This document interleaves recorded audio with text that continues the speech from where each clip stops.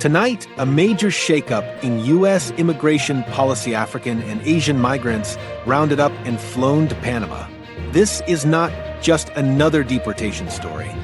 This is a strategic shift that's raising eyebrows from Washington to Latin America.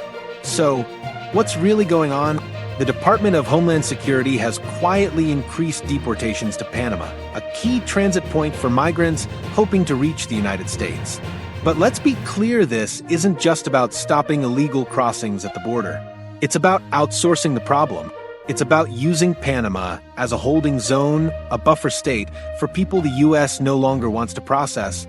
Think about that for a second. Migrants who traveled thousands of miles, escaping war, famine, and economic collapse, only to be stopped at the last mile and rerouted.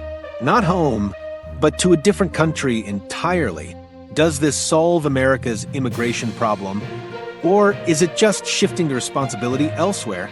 Panama, already struggling with a humanitarian crisis, now faces an influx of deported migrants with no plan, no support, and no clear path forward.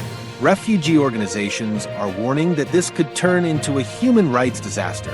And yet, the Trump administration insists that this policy is necessary, that it's part of a broader strategy to ease the pressure at the southern border.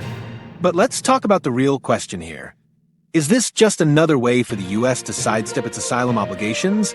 Is America washing its hands of desperate people by handing them off to another country? And if so, where does that leave Panama? Look, immigration is messy. It's political. It's emotional. And right now, the U.S. is sending a very clear message. You won't find refuge here. So, what happens next? Will this deter migrants from coming? Or is the U.S. just shifting the crisis out of sight, out of mind? And most importantly, who pays the price?